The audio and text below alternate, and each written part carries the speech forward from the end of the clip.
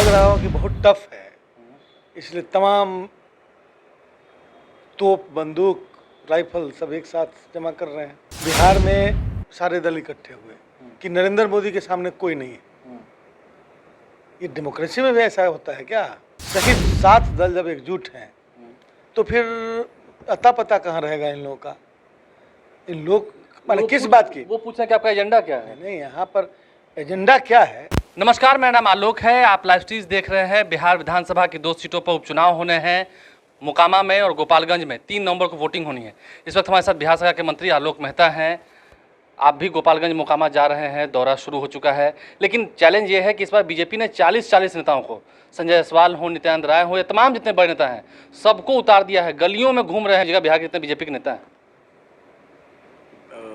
चुनाव है तो उतारेंगे। नहीं तो इसे मतलब टफ है ना? आपको लगता है कि चुनौती बड़ी है? उनको लग रहा होगा इसलिए उतार रहे हैं ना। ये तो घबराहट दिखाता है ना। उनको लग रहा होगा कि बहुत टफ है, इसलिए तमाम तोप, बंदूक, राइफल सब एक साथ जमा कर रहे हैं। लेकिन हम लोग तो भाई समाजवादी बैकग्राउंड से हम लोग की पार्टियां हैं, और ये जो 7 दलों का गठबंधन है वह बिहार में लोहिया, जयप्रकाश और कर्पूरी जी के विचारों पर आधारित है। हम उस पर ज़्यादा विश्वास रखते हैं। नहीं, बीजेपी कह रही है कि 7 दलों का बने या 17 दलों का बने, कुछ फायदा नहीं होने वाला है। नरेंद्र मोदी के सामने कोई विकल्प ही नहीं है। यही तो प्रश्न था जिसके आधार पर बिहार में सारे दल इकट्ठे हुए कि नरेंद्र मोदी के सामने कोई नहीं है। ये डेमोक्रेसी में भी ऐसा होता है क्या? मतलब विपक्ष नहीं है, कोई प्रतिरोध नहीं है, तो फिर डेमोक्रेसी कहाँ है? ये डेमोक्रेसी को बचाने की ही लड़ाई है।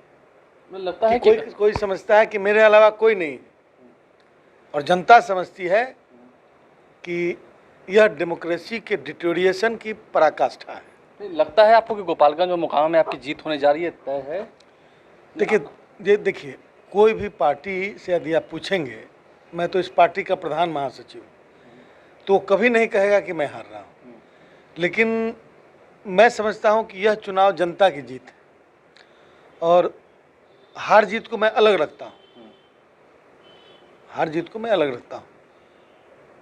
जनता इस बार सीधे सीधे मुकाबला कर रही है उन तत्वों से जो देश के प्रजातंत्र को, देश का जो डेमोक्रेटिक सेंटिमेंट है उसको खराब करना चाहती है, और यह होते हुए जनता नहीं देख सकती। हम लोग तो पैरोकार हैं, इसलिए कि हमारे जो पूर्वज, राजनीतिक पूर्वज हैं, बाबा साहब भीमराव अंबेडकर से लेकर जननायक कर्पूरी ठाकुर तक, इन सारे लोगों ने डेमोक्रेसी के बहाल करने से लेकर स्थापित करने, बाबा साहब ने डेमोक्रेसी को स्थापित किया संविधान में, और वेलफेयर स्टेट के कॉन्सेप्ट को उन्होंने संविधान में इस तरह से निहित किया कि आज तमाम वैसी ताकतें भारतीय जनता पार्टी और उनकी एनडीए में बैठी हुई हैं जो किसी तरह उसको समाप्त किया जाए। संविधान संशोधन मतलब बहाना कुछ और होता है, लेकिन डेमोक्रेसी के एक एक एलिमेंट को तोड़ने की कोशिश हो रही है। बिहार में तो कहा जा रहा है उसी को रिस्टोर करने के लिए जनता सजग है, और यह चुनाव जो है वह आने वाले दिनों की दिशा भी दिखाएगा। मतलब आप ये मान के चल रहे हैं कि आने वाले समय की दिशा जो है वो इससे दिखाई जाएगी, इस रिजल्ट से? तो मतलब आप आश्वस्त हैं कि हाँ, जीत होगी? देखिए, जीत तो होनी है ना। जनता ने अभी दोनों स्थान पर जहाँ चुनाव हो रहे हैं, मैं एक तरफ उस सब्जेक्टिव मतलब बातों को रख रहा हूँ जो हमारे राजनीतिक पूर्वजों के सिद्धांतों पर राजनीति हम लोग कर रहे हैं, उस बात को। और दूसरी तरफ यदि आप अर्थमेटिक्स भी देखेंगे तो उसमें आपको लगेगा कि अब राष्ट्रीय जनता दल और जनता दल यूनाइटेड सहित 7 दल जब एकजुट हैं तो फिर अता पता कहाँ रहेगा इन लोगों का? इन लोग माने किस बात की? वो पूछना कि आपका एजेंडा क्या है? नहीं, यहाँ पर एजेंडा क्या है? अरे एजेंडा उनका कुछ नहीं है। हमारा एजेंडा तो रहा है हमेशा से कि समाज के अंतिम पंक्ति के लोग, गांव के अंतिम छोर के लोगों के प्रति जो एक प्रतिबद्धता रही है, आज बिहार से लेकर देश में रोजगार और नौकरी की मैंने की किल्लत जिसका सामना करना पड़ता रहा है, तेजस्वी प्रसाद यादव जी ने महागठबंधन के नए स्वरूप को तैयार होने से पहले जिन चीज़ों को एम्फेसाइज किया था उसमें एक रोजगार और कार्रवाई सुनवाई वगैरह वगैरह जो उन्होंने कहा था, दवाई सफाई, ये तमाम चीज़ों को बारी बारी से एड्रेस किया जा रहा है।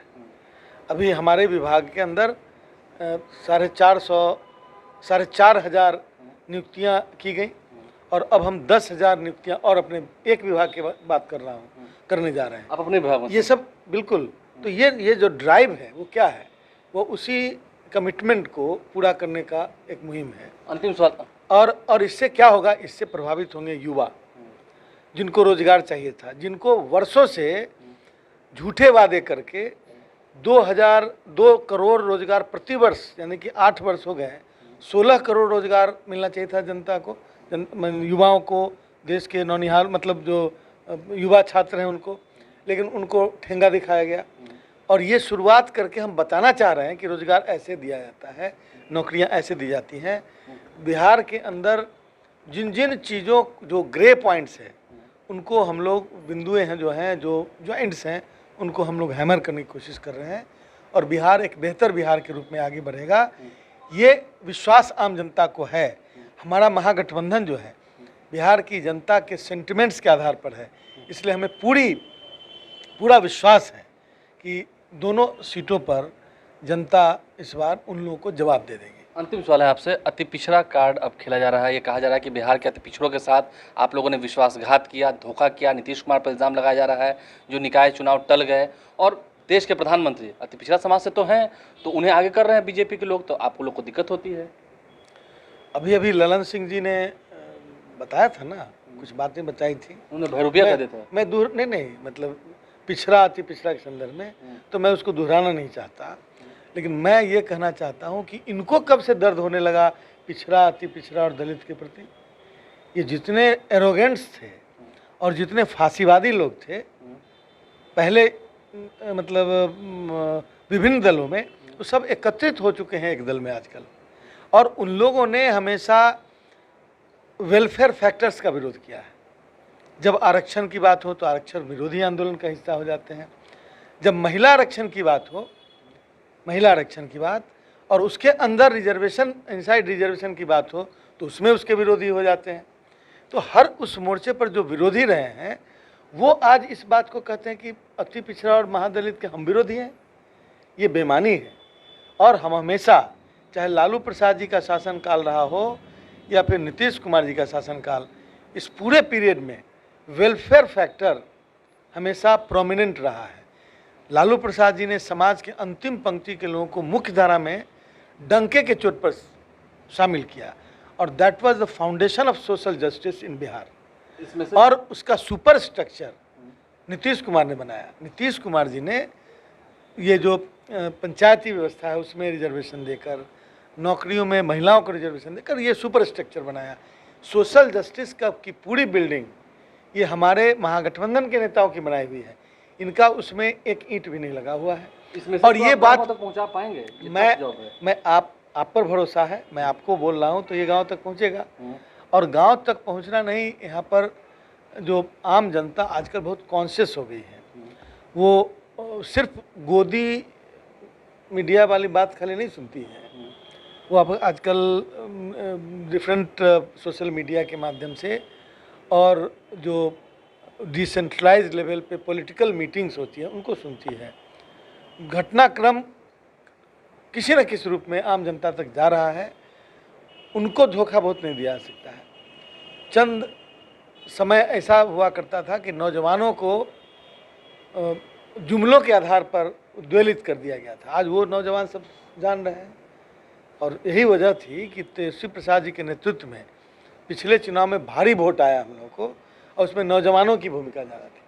मैं अभी आपको बताना चाह रहा हूँ कि तेजस्वी प्रसाद यादव जी के नीतीश कुमार जी के मिलने से जो एक मतलब मैच्योर्ड सोच और युवा जोश दोनों का जो कॉम्बिनेशन हुआ है, वह आने वाले दिनों में बिहार की डेमोक्रेसी को, देश की डेमोक्रेसी को बचाने के लिए अपने परिणाम देगा, हमें पूरा विश्वास है। जनता पर पूरा विश्वास है और नीतीश कुमार और तेजस्वी यादव के इस गठजोड़ पर आलोक मेहता को पूरा विश्वास है। जनता के बीच जा रहे हैं, गोपालगंज और मोकामा की सीट पर जीत का दावा कर रहे हैं और कह रहे हैं कि हम लोग आरक्षण विरोधी नहीं हैं। जो लोग आरक्षण विरोधी हैं वो जब कुछ बोलते हैं तो जनता खूब समझ रही है। इशारा सीधा बीजेपी पर है। हमारे चैनल को सब्सक्राइब कर लें, साथ साथ फेसबुक पेज भी लाइक करें। धन्यवाद।